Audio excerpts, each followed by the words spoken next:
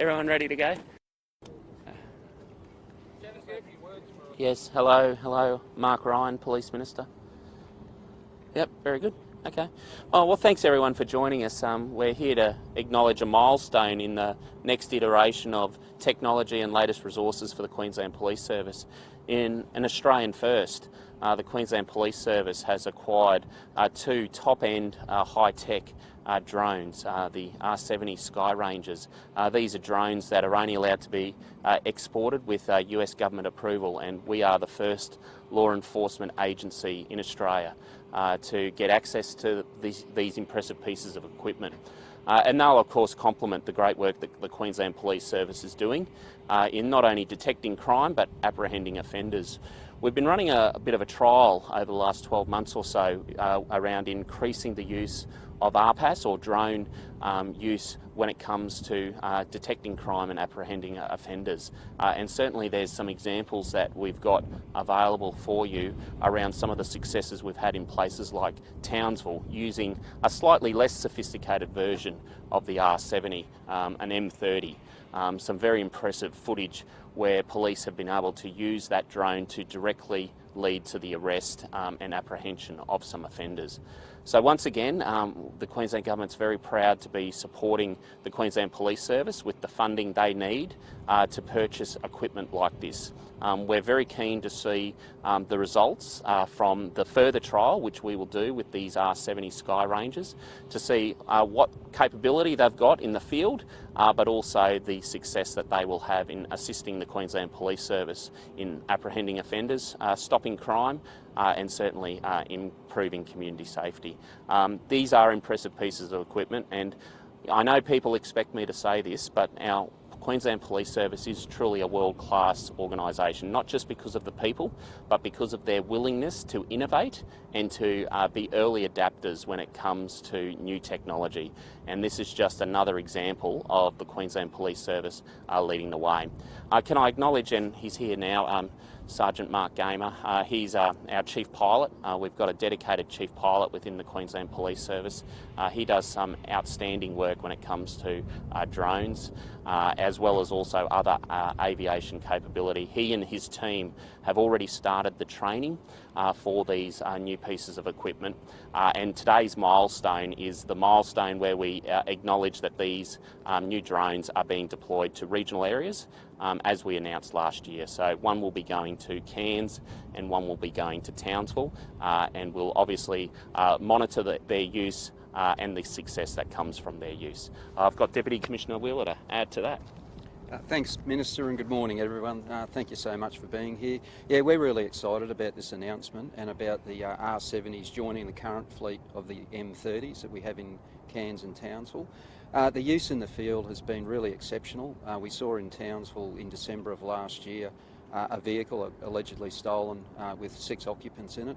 The vehicle came to a stop after being successfully a tyre deflation device applied. We saw 6 occupants get out of the car and run in all different directions, and through the direct use of the M30, ground crews were able to coordinate to apprehend the 3 outstanding alleged offenders. So it's outcomes like that we're seeking. It really does add to community safety, and I think it's also reassuring to the public to know that we're looking at a range of strategies, and really importantly, that we're not having to pursue stolen vehicles. This is a far better, safer way to bring offenders to justice and to keep the community safe. In terms of training, the Minister touched on it, but in December last year some training was delivered with respect to the M30. The training for the R70 will take place later this month, the 24th of February, and post 24 February, once we get everyone through that training and orientation on the R70, we'll see them operational in Townsville and Cairns, and I'm sure we'll see their deployments occurring regularly and for use in a number of different manners, not just for property offending, but also search and rescue missions and incidents like that. Look, I'm happy to take any questions, either to myself or the Minister, and thanks again for being here. Logistically, how something like this works, obviously you've only got 2 of them, so how quickly can it be on scene? You've got to be a degree of luck, right, for it to be in the area? Well, we know from the deployment of the M30, and that's the good thing about starting a trial with a proof of concept for the actual use of the aerial platform, we can deploy really quickly. Whether there's a pilot working on that shift doesn't matter. We've got the recall ability to get people out, and we can get this device into the air really quickly. So we don't anticipate too many problems there. But what we will do throughout the trial, which will occur over the next 12 months with the R70, we'll adjust our tactics as necessary to make sure that we're able to deploy as quickly as possible. Has it got CASA exemption to fly in and around airports or something like that, or are you stymied in some degree by executive? So there's some work being done across Australia with respect to issues around CASA. You know, we're subject to obviously CASA requirements, and we're really mindful where we operate these devices. Townsville's a really good example, and what we've seen in the past, unfortunately, where we have used aerial devices is we've shut the airport down. So we're really mindful of that, and that's why there's no easy one solution to all of this. There's a range of strategies, but this is just such a game changer for us to have that aerial platform up there, being able to coordinate our police on the ground, and also the range and capability of the R70 in particular, both at night and day, will really leave us in a position where we're not having to go into airspace that's going to encroach on the operations of both the airport, and also remembering there's a RAF base in Townsville as well.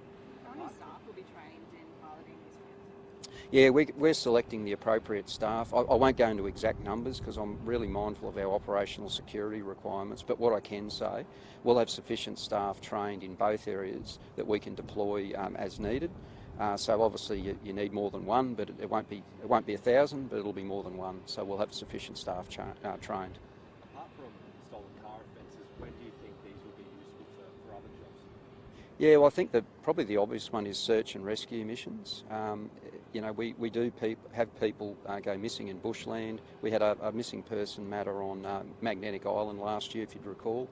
So the use of drones in those environments is exceptional. Yeah, it's good to remember that this is not just about property offending and looking for offenders. We're actually looking for victims. There are other matters from a covert perspective that I won't go into for obvious reasons that are really exceptional resources for us to use in those regards as well. In the past, it's been said that these won't be used for stolen cars. Is that still the line? So I think it's possibly taken out of context a little bit. What they will not be doing, for instance, on Ross River Road is chasing a stolen car because they simply don't need to. The aerial platform is about surveilling and about getting a situational awareness for our police on the ground.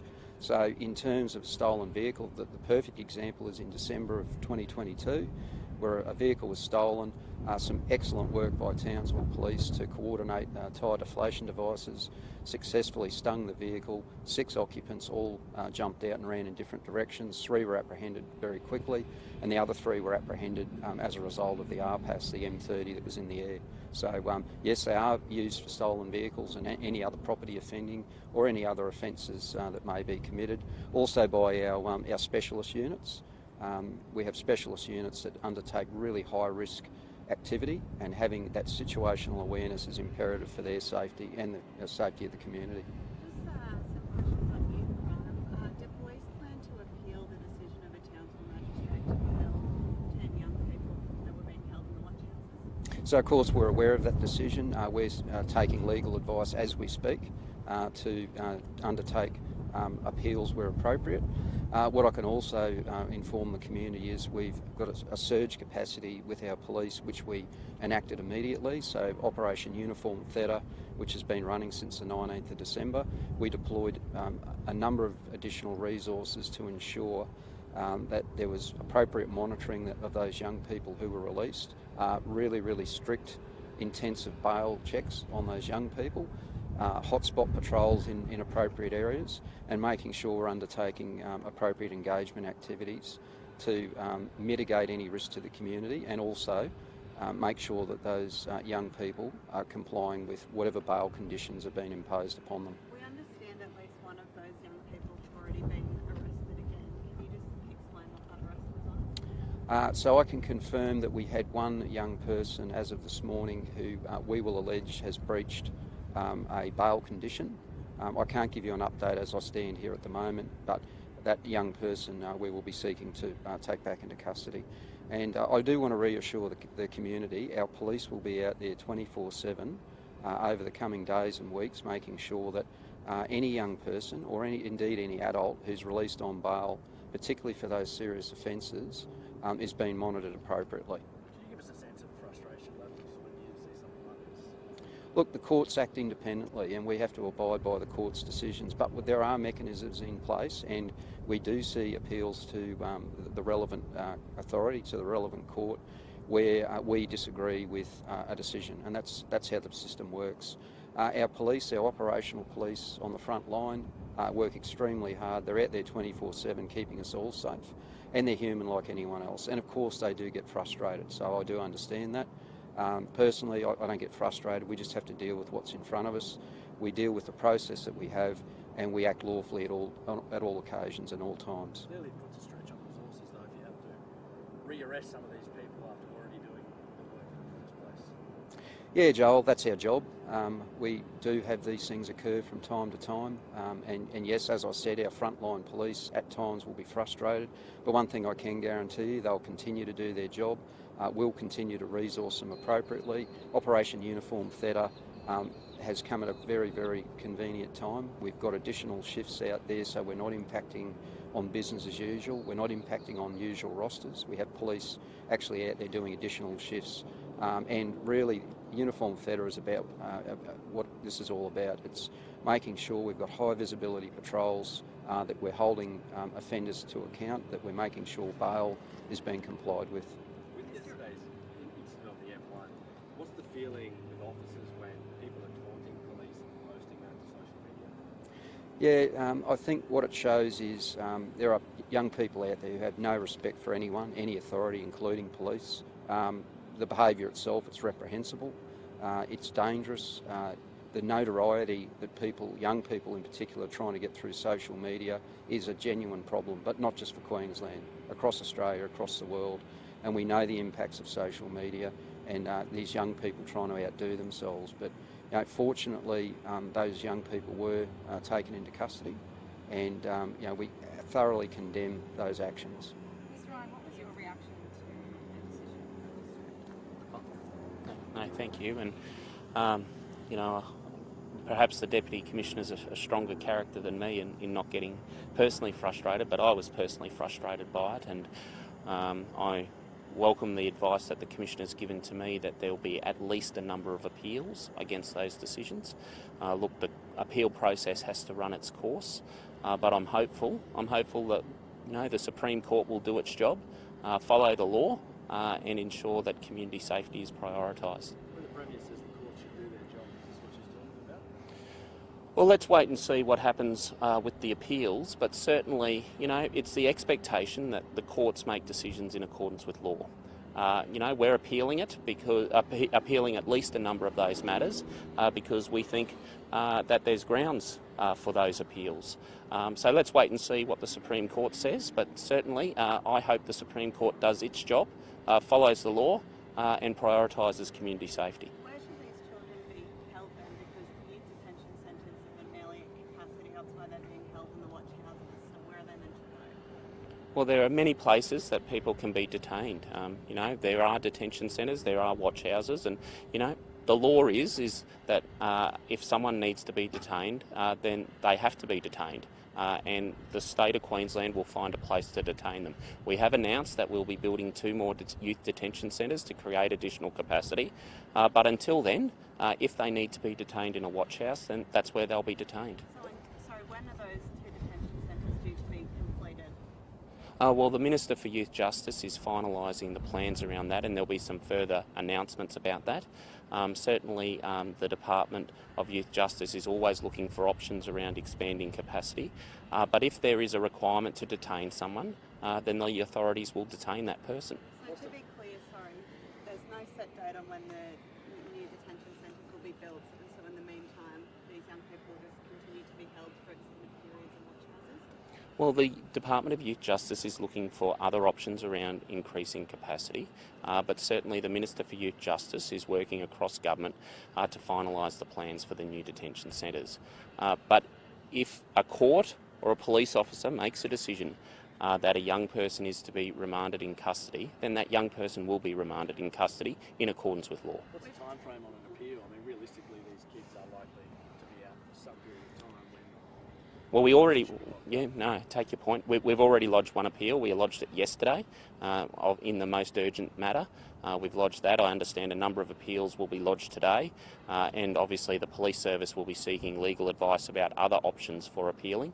But certainly the Queensland Police Service prosecutions team is moving very quickly, and can I commend them for that. Lodging an appeal that very afternoon, yesterday afternoon, shows the expertise and the sophistication of our prosecutors to move very quickly in urgent matters. We've seen on a number of occasions young people who have been initially denied bail then be released on bail because they've spent extended periods in the watch houses. I mean, we saw it last month in Mount Isa with a 15-year-old boy who was held there for 15 nights. The Mount Isa magistrate granted that person bail.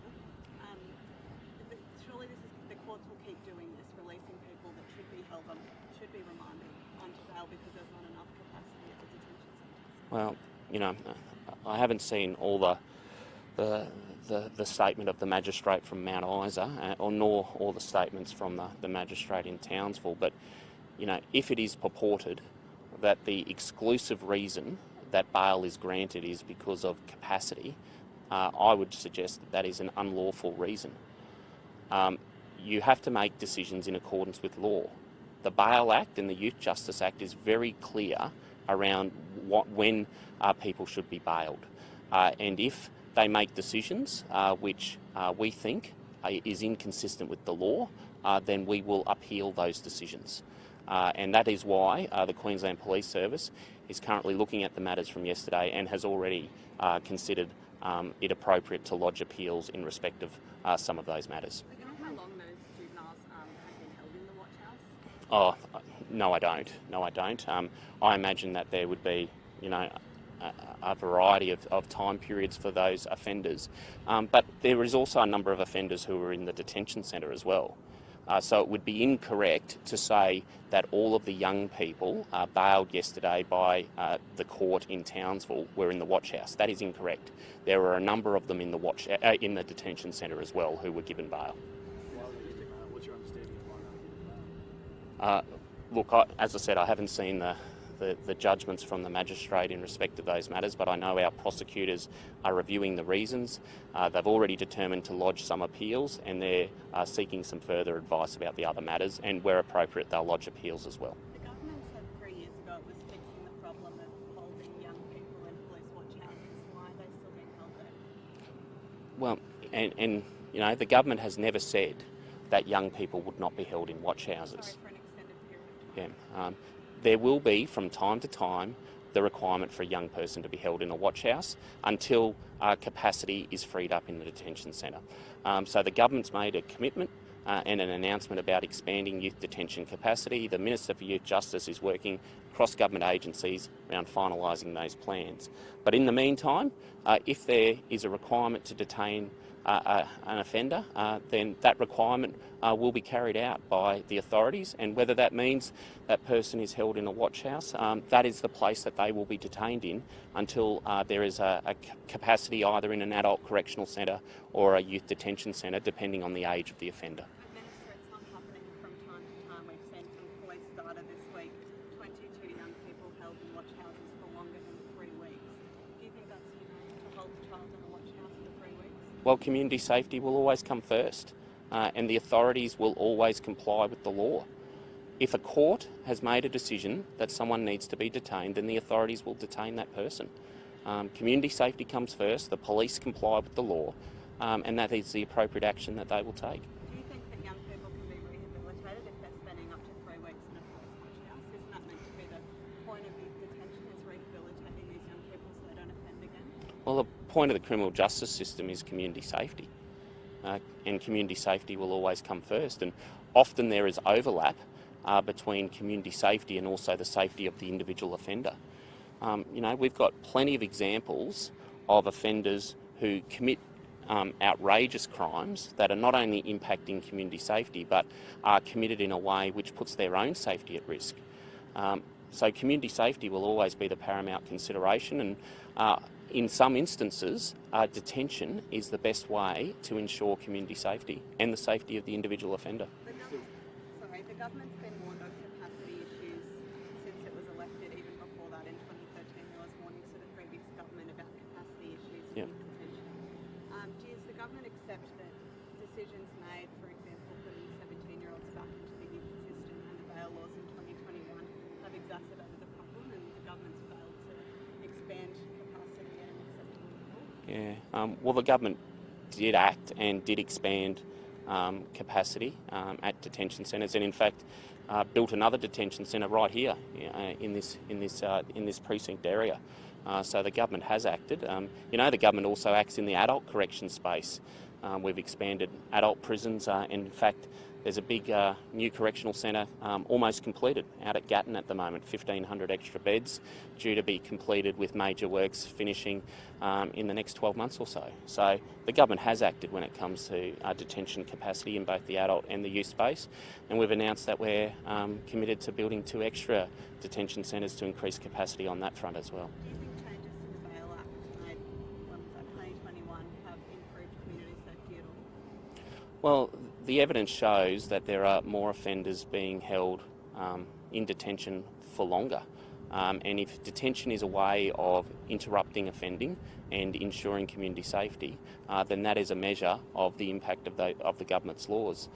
The government has also announced, only in the last month or so, that we will be making those laws even stronger in respect of those serious recidivist offenders, because community safety comes first. Speaking of when Parliament returns, are you confident those laws will be passed in the first week, or will there be any delays if there's a committee process? Look, I know the Premier's had some things to say on this already. We're moving as quickly as we can. I understand the laws will be introduced. I'd like to see the opposition come out and say that they'll support them and agree to an expedited process to get them passed. We saw yesterday that car chase down the M1 that showed a blatant lack of respect for laws.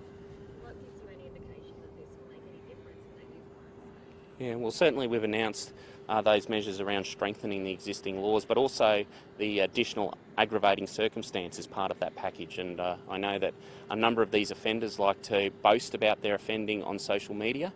Well, the government will be bringing in additional penalties for those offenders who seek to not just offend but then boast about it on social media, and that'll be included in the package of laws that we're introducing when Parliament resumes. What was your take on the M1? What was your reaction to that M1 car chase yesterday? Outrageous. And, there is a cohort of offenders who have total disregard for everyone. And that is why the government is increasing penalties, that is why we're strengthening laws, and that is why we're providing additional resources to the police to ensure that those offenders are apprehended as quickly as possible and then provided with appropriate sanctions for their conduct. How do you respond to criticism from legal experts such as Margaret McMurdo, who says locking children up isn't actually going to improve justice, and the proposed laws the government's going to introduce later this month will actually exacerbate the problem? Look, everyone's entitled to their views on these things. Community safety will always come first, and as I mentioned before, there is a way of interrupting offending, and that is one lever is through detention. And when it comes to these serious recidivist offenders, to be honest, the way to disrupt and interrupt their offending is by detaining them, and that was one of the points of the bail law changes of a couple of years ago, to hold those young offenders in custody longer to interrupt their offending. And the government has announced that we will be making those laws even stronger in the next suite of measures. And to be honest, that reflects the conversations I have with people in the community. The community has asked for stronger action, the government's listened, and we're acting. Ms McMurdo says that the approach of locking children up isn't evidence-based, as in it doesn't help reduce crime and it turns people into more career criminals, pushes them into the adult prison. What evidence do you rely on for these new laws that they'll improve the youth crime? Well, as I said, she's entitled to her opinion, and I respect her career, and I respect her as a person. She's made some great contributions to Queensland throughout her career. But there's some pretty clear evidence, and that is if you're a serious recidivist offender and you're in detention, then you're not out offending. And if you're not out offending, then you're not impacting community safety. But they'll be let out eventually. It's not like these kids are held in prison for 12 years. Well, detention gives us the opportunity to provide rehabilitation and intervention programs, and that's certainly a focus of the Department of Youth Justice around exposing those offenders to those programs. But certainly, if you want to interrupt offending, detention is one way you can interrupt offending and ensure community safety. But we know those intervention programs and education programs aren't running consistently in youth detention because of staff shortages and children are being held for long periods of time and then removed. Well, and I know also that the relevant minister and the relevant department has said that they're investigating those, are addressing those matters and are looking to boost supports and the delivery of programs in detention centres. And just one more, Last question. sorry, last one.